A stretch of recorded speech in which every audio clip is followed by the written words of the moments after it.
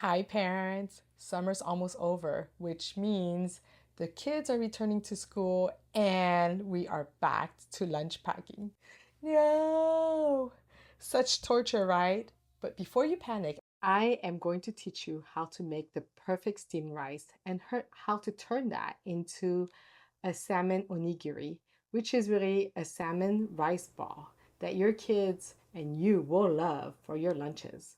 I had been cooking rice for a very long time and it was okay. And then I went to Japan to visit family.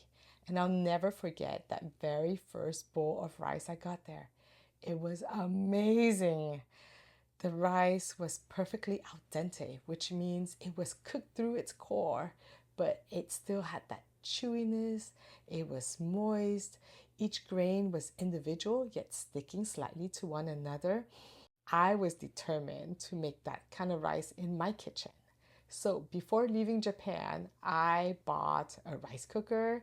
I also bought 2 pounds of Japanese rice and took that home. After many trials and error, I can now make that perfect Japanese steamed rice. Making good rice is going to change your cooking game. So let me show you how to make it. The first step is to choose the correct rice.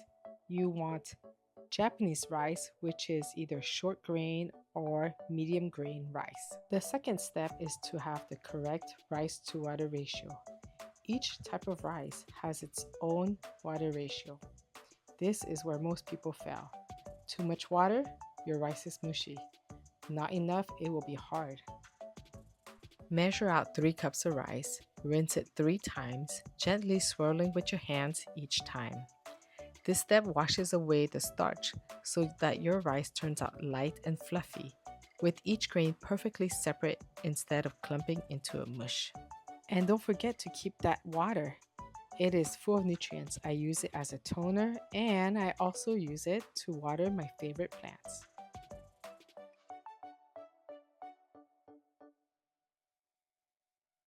Now that the rice has been rinsed and strained, it's time to add the 3.5 cups of filtered water. Chlorine and other chemicals are removed from filtered water, allowing the rice to shine through. Let the rice soak for 20 minutes.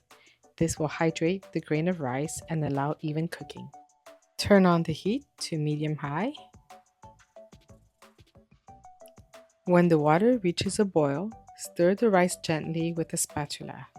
Make sure to scrape along the bottom of the pot to loosen any grains.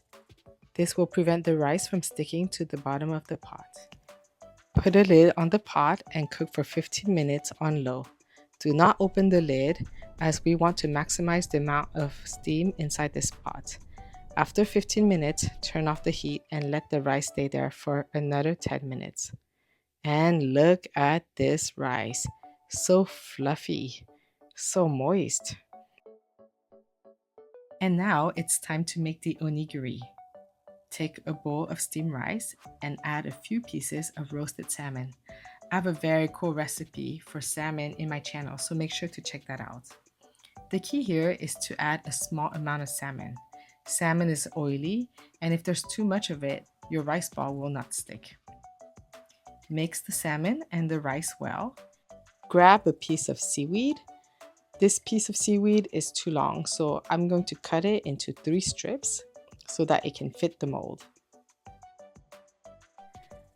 Start by lining your onigiri mold with a piece of seaweed.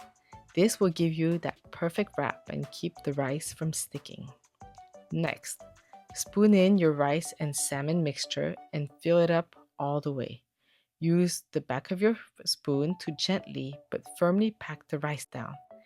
It's like you're building a sandcastle here. You want it snug but not squashed.